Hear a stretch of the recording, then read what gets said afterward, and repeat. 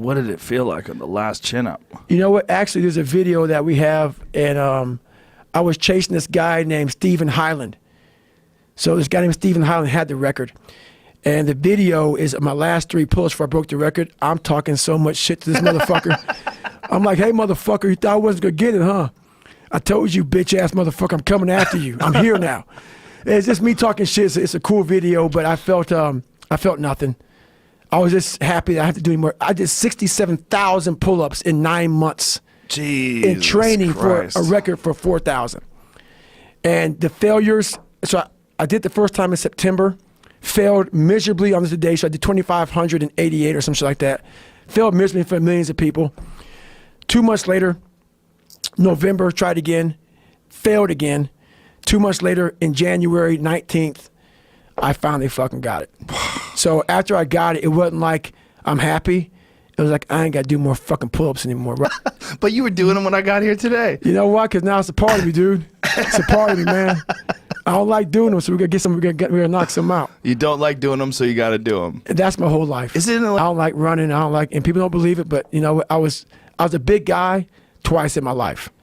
So hence the reason why I just don't like running, man. It hurts. It's brutal. It sucks going out, and I'm gonna be gone for 2 hours, or I'm gonna be gone 39 hours. Right. Running on a 1 mile track. Who the fuck? I'm not crazy, man. That shit sucks. I mean, you know, people put me in this category of, you must be some crazy guy who loves it. No, man. No, that's why I do it, though. That's the only way to callous your fucking brain, man. It's the only way to get hard in life. People take these classes on mental toughness. Like even SEALs, you have the class about visualization, self-talk, eat an elephant one bite at a time, breathing control. Yeah, roger that. You got to put yourself in a hellacious situation. It's a lifestyle. How are you going to react? How are you going to react? Like all that training goes out the fucking door when you're in the fucking cold water and you're fucking miserable, and it's the first hour of 130 hours of Hell Week, and that first wave goes over your head, and you're the coldest you've been in your life, and your mind goes from hour 1 to hour 130. All that fucking self-talk and shit, dude, you ain't thinking about that. You think about getting the fuck out of here.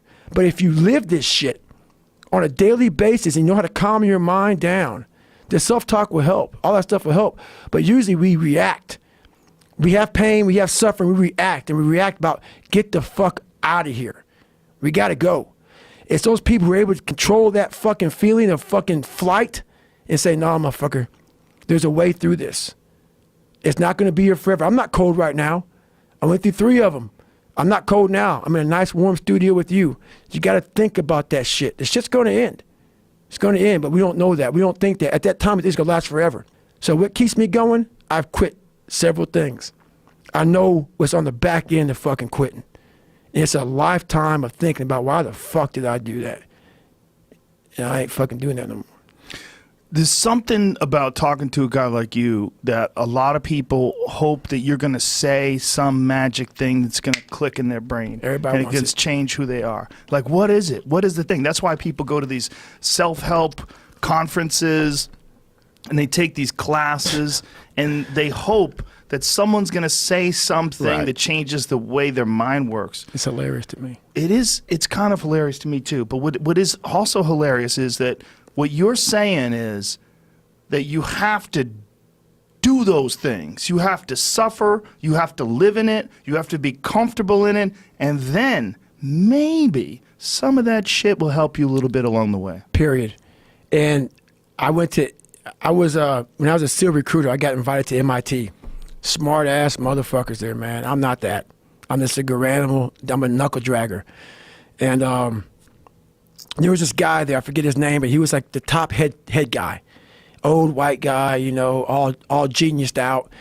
And we were on this panel, and they were asking us all these questions about the mind, mental toughness and shit, and he was answering them, and I wasn't answering many questions. And I'll never forget, he was just answering them off of theory. He never put his fucking ass in shit. You read a bunch of fucking books, and you think that you know how the fucking mind works and shit. I'd have gone through hell since a kid, and then all the way up until now. Right. So I know, so that theory is bullshit. Yeah, there's a lot of good stuff out there you can read from people, but I had lived hell. And when you put yourself in hell, that's the only time you can figure out how the fuck to get through that motherfucker. You can't read somebody else's book about some theory on how to do shit. Some guy who sat up in their nice warm office and wrote some book with a nice cup of coffee in the fucking hand. No, I want to see that guy who immersed himself in fucking hell, and he thought about quitting and leaving, and his wife and his kids, and why am I here? Is it worth it? All this crazy shit, and still said, and found out a way to get through it. So basically, that's the bottom line of it all. We all want to read about how we can quickly get somewhere. That's why the 6-minute abs and all sort of shit is so powerful. You may get some results from it, but they're not permanent.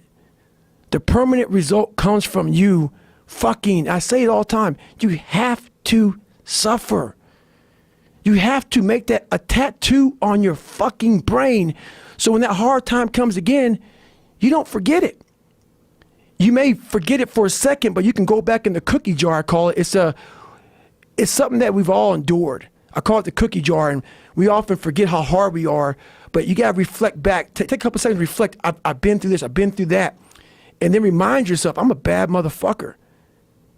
And then you can get through that shit. But if you don't believe it, you haven't endured shit, you're just blowing smoke, man.